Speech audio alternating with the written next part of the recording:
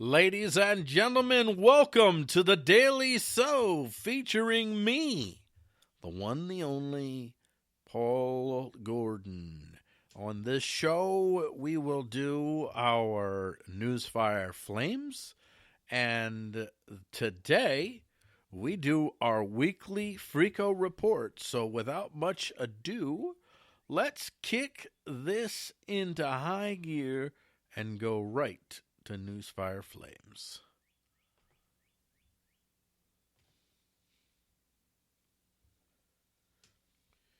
Newsfire Flams, your daily dose of statism. Run amok. These are the top 4 stories for today, March 28th, 2016. In at number 4, please go over this speed limit because Gov really needs the money. From WTVR by Scott Weiss. Raleigh, North Carolina.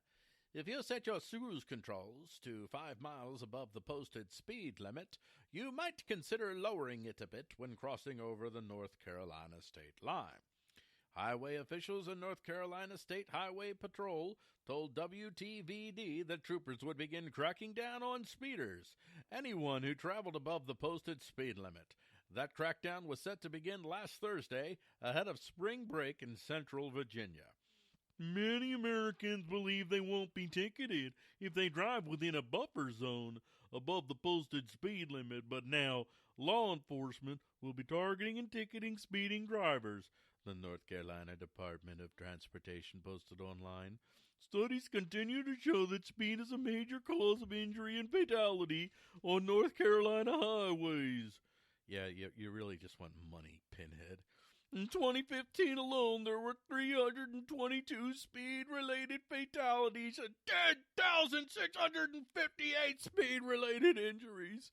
Speeding was a contributing factor in 23% of all fatal crashes in North Carolina. Now, you've had these speed limit laws for a gazillion years, and you're still not preventing deaths and injuries from speeding? Maybe it's not working. Or maybe it is working because it's really just about making money. Number 3, we're from the government and we're here to watch over your kids 24/7. From the Telegraph UK by Oslin Cram. The Scottish government, if I lapse into various accents, which are sometimes Scottish or British or whatever, or Irish or whatever, please, Scottish people, don't beat me up when you see me. The Scottish government is under intense pressure to revisit its controversial plan to appoint a state guardian for every child after teachers, parents, and politicians attacked the policy. Teaching unions have expressed a range of concern about the draft guidance on their legislation, while the minister responsible found herself under attack from parents on a radio phone-in program. Parents described the policy as interfering madness, a Big Brother approach, and a sinister attempt to meddle in the lives of ordinary people. The legislation, part of the Children and Young People Scotland Act, is due to come into force in August 2016. They will be expected to assess a child's well-being against 8 key indicators, including factors such as whether they are safe, healthy, included, and respected. Included and respected. The government will help you decide if you are including and respecting your children. Hey! Nicholas Sturgeon, the First Minister, insisted the scheme will help vulnerable children, while critics say it breaches the human rights of parents and are pursuing a legal challenge against the plan. Ken McClintock, the Labour MSP and a candidate for the leadership of the party in Scotland, said the move would not make children safer and called on the Scottish Parliament to revisit the legislation and to fully scrutinise the SNP's plans to interfere in family life. So there you go, folks. Government in Scotland is going to make sure that you are inclusive and respectful to your children. So you're going to have like a Daddy Gov shadow in your home or something. So yeah, I think that would go over really well. And you know, that's what happens. Government just assumes more and more roles and responsibilities. It's just what it does. Number 2, my votes, my freedoms, my GOP convention. I just got blocked today, by the way, from a cruise, it was a cruise bot. A bona fide cruise bot. Not going to say his name, but you know who you are, you freaking tool. He posted something about about Donald Trump saying he thinks he needs to change. The rules in the convention should be changed so that really whoever has even the plurality of votes that they should be the nominee. And the guy's like, you can't do that. You can't change the rules. And I'm like, well, why not? You guys change the rules all the time. It's arbitrary. Everybody can change the rules. I don't know what you're talking about. He couldn't get it through his thick skull that I'm not a Donald Trump supporter. I'm just pointing out his hypocrisy. And my point was this story right here from Superstation 95. According to various members of the National Republican Committee, Rule 40B no longer exists. Back in 2012, as Ron Paul gained serious... Did I almost confuse Ron for Rand? Gained serious momentum going into the convention, the GOP had to act fast to ensure their darling Mitt Romney was the eventual nominee. So they changed Rule 40B to require that candidates get a majority of delegates in 8 states to be able to get on the ballot. Unbelievable, they say. Rule 40B used to require a majority in 6 states, but when Congressman Ron Paul met that goal, it was quickly changed to 8. Woo! Yeah, that was then, this is now. And now they aren't going to play by their own rules. It's been confirmed. There is no Rule B, says Donald Drucker. The Washington Examiner has more on this enraging move by party elites. Party officials and knowledgeable sources have confirmed over the past few days that Rule 40B doesn't exist for the purpose of the upcoming convention. That means at this point, the 3 candidates left in the race, front-runner Donald Trump, Senator Ted Cruz of Texas, and Ohio Governor John Kasich, are all eligible for the nomination, as possibly are the Republican contenders who have since suspended their campaigns. Also eligible are the Republican contenders who haven't been the Republican contenders, like maybe Paul Ryan, or maybe they're going to Trop out? Trop is not a real word, but I'm going to say it anyway. They're going to Trop out the dead corpse. Our corpse is a lot. Well, okay, I'll just say the corpse. The corpse of Ronald Reagan. And maybe they'll give the nomination to the corpse of Ronald Reagan because, hey, why not? And now, ladies and gentlemen, this one is so good. And by good, I mean painful. I mean blood shooting out of your eyes kind of painful good. America's Ultimate Proxy War from the Chicago Tribune by Nabi Boulos. Syrian militia, armed by different parts of the U.S. war machine, have begun to fight each other on the plains between the besieged city of Aleppo and the Turkish border, highlighting how little control U.S. intelligence officers and military planners have over the groups they have financed and trained in the bitter 5-year-old civil war. I hope you got that in your head there. The fighting has intensified over the past 2 months as CIA armed units and Pentagon armed ones have repeatedly shot at each other as they have maneuvered through contested territory on the northern outskirts of Aleppo, U.S. officials and rebel leaders have confirmed. So you got the Pentagon fighting the CIA in Aleppo. And it's not their bodies that are going to be created. It's the bodies of Syrians that are going to be created, all in the name of the CIA and the Pentagon and the money that they take from your wallet, whether you want them to or not, and send to the Pentagon and the CIA so that they can fund these guys who are going to face off against one another and kill each other. In mid-February, a CIA armed military called Fursan al-Haq, or Knights of Righteousness, was run out of the town of Marka, about 20 miles north of Aleppo, by Pentagon-backed Syrian Democratic forces moving in from Kurdish-controlled areas in the east. Any faction that attacks us, regardless from where it gets its support, we will fight it, says Major Farin Bayoush, a leader of Fursan al-Haq. So there you have it, your top 4 insane examples of how statism has run amok. And this is Paul Gordon bringing you the insanity, whether you want that insanity or not. So there you have it. I hope you enjoyed that top 4, and now we'll talk just a little bit longer about that number 1 awesome story.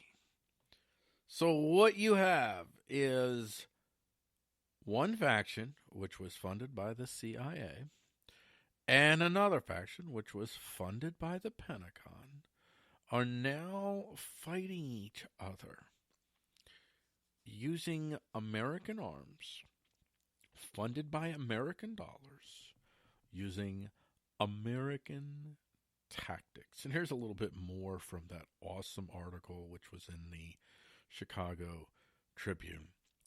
The attacks come amid continued heavy fighting in Syria and illustrate the difficulty facing U.S. efforts to coordinate among dozens of armed groups that are trying to overthrow the government of President Bashar Assad, which they should have never tried to do in the first place, and also to fight the Islamic State militant group and battle one another all at the same time. Never mind that the factions that they chose are actually just as bad as the Islamic State. The only difference is the Islamic State got more of those guys, which came from all of these different factions to join into their bigger faction. So the brilliant Adam Schiff, Representative Adam Schiff, said, "It's an enormous challenge," said Representative Adam Schiff of California, the top Democrat on the House Intelligence Committee, who described the clashes between U.S.-supported groups as a fairly new phenomenon. "It is part of the three-dimensional chess that is the Syrian battlefield." No, it's part of the derp that is the U.S. foreign policy, which meddled in an affair which it should have never meddled in. It ended up funding a bunch of groups, sending a bunch of arms over to Syria that helped ISIL, Daesh, whatever you want to call those tools. It helped them more than anyone else. And now the Russians have come into the area, and the Russians have said that, "Thank you, we'll take this area of influence. Thank you very much." Pretty much the Russians now own Syria. While the Russians are owning Syria and consolidating their power and getting all their ducks in a row, America is funding groups that are at war with each other. This is why that Donald Trump ad is so effective when it shows a montage of Hillary Clinton. And Hillary is most assuredly, she's the policymaker that was on duty when the decisions were made to go ahead and let's try to overthrow the Assad government, which has led to hundreds of thousands of deaths and millions of destroyed lives. Never mind all that. But the commercial shows at one point Hillary Clinton doing her little dog bark. And then it shows Vladimir Putin laughing. And it says, "We're sick of being the butt of people's jokes." But say what you want about Donald Trump, that's an effective freaking ad. Donald Trump, the craziest and the smartest candidate running for office today. Yeah, that's what you did. Well, no, I don't know. I think Bernie Sanders is crazier than Donald Trump. Anybody's got to be crazy if they still think that socialism is really a viable concern. I don't think Hillary's. I think she's a bit of an ideologue, but she's mostly a power log, and she's willing to maim, murder, and kill to get power. But at any rate, this story shows the incredible level of derp that this government has exerted. If I'm going to be a state advocate, if you are going to be under a state and you are going to run a state, one of the basic things that you do is you work in the interest of the state. But the people that are running this state are not working in the interest of the American state, and nothing highlights that better than when you see the amount of money and lives that have been wasted in the Syrian adventure. Nothing documents that better than seeing these two groups, both funded by different parts of the U.S. government, at war with each other. This has been your Newsfire Flames for March 28th. And the date and the year is 2016. We'll see you tomorrow. This is Paul Gordon. I sure hope that you enjoyed all of the derpiness, and I really hope that you enjoyed your full dose of statism run amok. We're going to go ahead and we're going to head on out to the marketplace and pay some bills from these righteous people. And on the other side, Freqqo. Freqqo has a report about some crazy goings-on in Georgia. What does freedom mean? Tune in to LRN.FM to find out. LRN.FM is the Liberty Radio Network, a collection of live talk radio and podcasts, all coming from a principled pro-liberty perspective. LRN.FM show hosts aren't left, right, or conspiracy kooks. You can tune in 24/7 to LRN.FM via your phone, computer, satellite, and more. Listen free anytime at LRN.FM. That's LRN.FM. When you shop online, please do it through the Freedom Fiends Amazon link over on the right side of freedomfiends.com. It won't cost you any extra, and the Fiends will get a little taste from Amazon, and Amazon will save you the danger of drive-by stabbings at your local mall. Amazon sells pretty much everything you can buy on this earth, except for guns and weed. But they do sell the DVD Guns and Weed, The Road to Freedom. So get that for your gun-hating stoner brother or neocon gun nut dad. They'll thank you for it. That's freedomfiends.com. Are you sick and tired of all that liberty? Does the freedom to collect rainwater and use it as you please seem like way too much liberty for you? Have you been burdened with the choice to buy a gun and carry a gun wherever you want? Did your child run a snow removal business in the neighborhood without getting a government license? And that type of freedom sickens you? If you answered yes to any of these questions, then we have a show for you not to listen to. State of Wake at stateofwake.com is not the show for people who are sick of the burden of freedom and liberty. If you actually love freedom and you're ready to face how much freedom you actually have under Daddy Gov, then State of Wake is the show for you. So, if you hate liberty, stay the bleep away from stateofwake.com. For everyone else, come in, the water's warm. And State of Wake is up and available every Thursday night at 10 p.m., and that features the musical stylings of Dimitri Bozikas and myself, Paul Gordon. We are about ready to go into the format of the show will be, you'll get your Newsfire Flams every morning, where we document statism run amok. We pick the top 4 stories. And then in the second segment, it's going to be a weekly segment from, this one is Freqqo. And I'll describe Freqqo to you. Freqqo is this dude that we intercept his shortwave radio transmissions, and then we use his shortwave radio transmissions, at least the best of his shortwave radio transmissions. He believes that he is fighting a zombie apocalypse, and he intends on not just surviving the zombie apocalypse, but winning. So we'll feature him, and those stories are mostly going to be about how the state is encroaching on our liberties and how different actors that support the state are helping the state to do so, and exactly how they're doing it. Then we have Freedom Czar, which will be basically it's freedom and liberty apologetics. We'll talk about good or effective freedom and liberty apologetics. Then we have, our Gun Courier show is at the end of the week. That's where we talk about guns. And who doesn't want to talk about guns? The latest stuff that's coming out, or whatever, comes into my mind to talk about with guns. And I can't remember what else the other segments are. Dang it!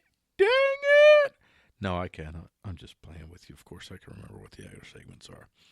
So on Wednesday, we have LibTech.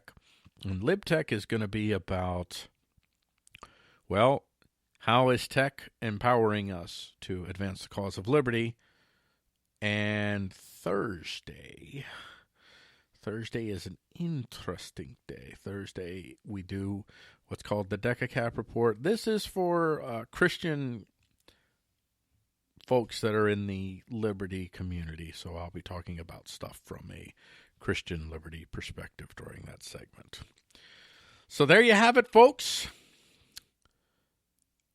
Let's go and let's play the first Freqqo Report. Enjoy. While combing the shortwave for truth, Paul Gordon Collier stumbled upon one man, Freqqo, who warned of an impending zombie apocalypse. Freqqo pledged that he would not only survive the zombie apocalypse, he would conquer the zombies, and he would show us how to as well. So Paul began sharing Freqqo's reports on Freqqo.com, that's Freeqo.com. Now we bring you the Freqqo Report. Thanks to pressure from outside groups, like the pro-zombie Gaystapo, a.k.a. the Gay Mafia, and its satellite state, the NFL, the governor of Georgia will be vetoing a bill that would prevent the Gaystapo from running roughshod over Christian businesses in Georgia, as they're now likely to do.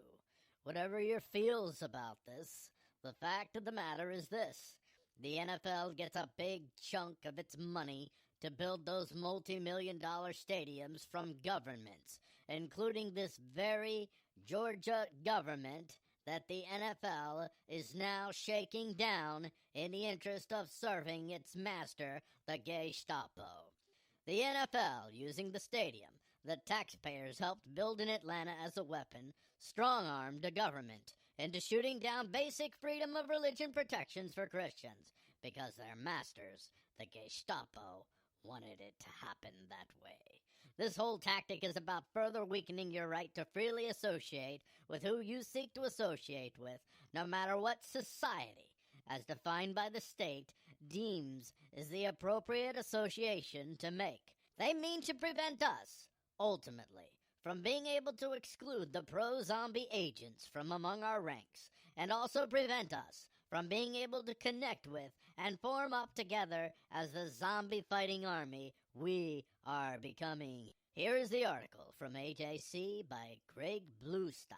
Governor Nathan Deed vetoed the religious liberty bill on Monday that triggered a wave of criticism from gay rights groups and business leaders, and presented him with one of the most consequential challenges he's faced since his election to Georgia's top office.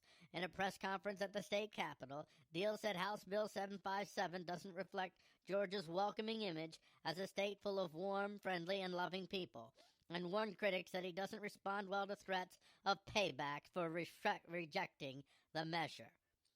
Our people work side by side without regard to the color of our skin or the religion we adhere to, he said. We are working to make life better for our families and our communities. That is the character of Georgia. I intend to do my part to keep it that way, he said. For that reason, I will veto HB 757. The two-term Republican has been besieged by all sides over the controversial measure, and his office has received thousands of emails and hundreds of calls on the debate. The tension was amplified by a steady stream of corporate titans, a.k.a. the NFL, who urged him to veto the bill and threatened to pull investments from Georgia if it became law. Live and let live is our battle cry. Not live as we want you to live, and sell to who we want you to sell to, and marry to who we want you to marry. Not until the zombies and their pro-zombie agents have had their power to meddle in our lives removed will we as a people that stand against the zombie infestation truly be free. Well, Freqqo, you're right on. And as everybody who's ever followed State of Wake, and even on our show that I do with Niz, Disassociation Nation, because Freqqo has been on there, we don't know what to say about his whole zombie thing. But you can replace, when he says zombies, and maybe, I don't know if he ever listens to our broadcasts that carry his stuff, but you can replace the word zombie with statist or state lovers or central planners or collectivists, whatever words you want to use. Freqqo was right. And I love it when Governor Nathan Dean, that paradigm of virtue, said, where is it here? Our people work side by side without regard to the color of our skin or the religion we adhere to. The bill really wasn't about that. It was about people not being forced to do things against their religious beliefs. And this all goes back to the 1964 Civil Rights Act that took what truly was an abominable situation and used it to take advantage to dramatically extend the power of the federal government to run roughshod over the First Amendment, the right to free association, because we have decided in this country that freedom is only freedom if we like the choices that you make. But if we don't like the choices that you make, then you don't have freedom. So more on this story. I wanted to highlight here a few points that Freqqo was making. First of all, the NFL. The NFL wants to, this is from the Daily Beast, no friend of liberty. Roger Goodell, commissioner of the National Football League, is on the cusp of becoming America's newest gay icon. And he's doing it using the power of the well-funded, publicly funded NFL. Goodell, who has an openly gay brother, that explains a lot, doesn't it, folks? This man is on a freaking crusade. Or he's just being strong-armed, like Freqqo said, by the Gaystapo. Who knows? And the NFL have emerged as staunch allies in gay rights advocates' efforts. No, these aren't gay rights advocacy. This is thuggery. This is not tolerance, but acceptance. And you will bake that freaking cake, because if you don't bake that freaking cake, I'm going to pull out my government gun and I'm going to take hundreds of thousands of dollars from your business and wipe you the heck out. Yeah. The so-called liberals are all for this, the bastions of liberty. HB 757 began the year as the Pastor Protection Act. Well, I don't need to read it all there, but in essence, the NFL threatened, along with some other folks, Coca-Cola, Home Depot, Delta Airlines, here, just make the list. Michael Dell, Richard Branson, all of them, Salesforce, all of them have basically come out and said, we are owned by the Gaystapo, and we will do whatever our Gaystapo masters tell us to do. And the NFL threatened to pull its Super Bowl from Atlanta. And it should be noted that over the past 2 decades, that American taxpayers have spent over $7 billion helping the NFL build those iconic centers of Sunday worship, the football stadiums. I, for one, am done with the NFL. I canceled my cable. And one of the reasons I canceled my cable, I held on, even though I hardly ever watch cable, is because I watch the NFL. I watch football. I'm a big Philadelphia Eagles fan. Well, no more. I don't care what happens to the Philadelphia Eagles. They're all part of the NFL. They're all part of the Gaystapo. They're all part of, as Freqqo calls them, the anti-zombie coalition. Maybe they're not zombies, but they are anti-liberty coalition. Because liberty doesn't just protect the things that we like. It protects the things that we don't like. So, there you have it. I think that Freqqo has spoken eloquently, as usual, and is right on point. He's pointing out exactly what the problems are. So we'll see you next week on Freqqo Reports. This is Paul Gordon, and vicariously, even though he doesn't know it, Freqqo. And this is also Paul Gordon saying, we'll possibly see you tomorrow. I'm not sure yet, because this is basically a test run show. We're not even doing it at the regular time that we're going to do it. But this is just a test run to see if I've got all my technical ducks in a row. I still have a couple issues to work out, so most likely there will be a show tomorrow. Once we get started, there will be a show every day, so I'm going to go ahead and be optimistic and say, this is Paul Gordon for the Daily SOW saying I'll see you tomorrow.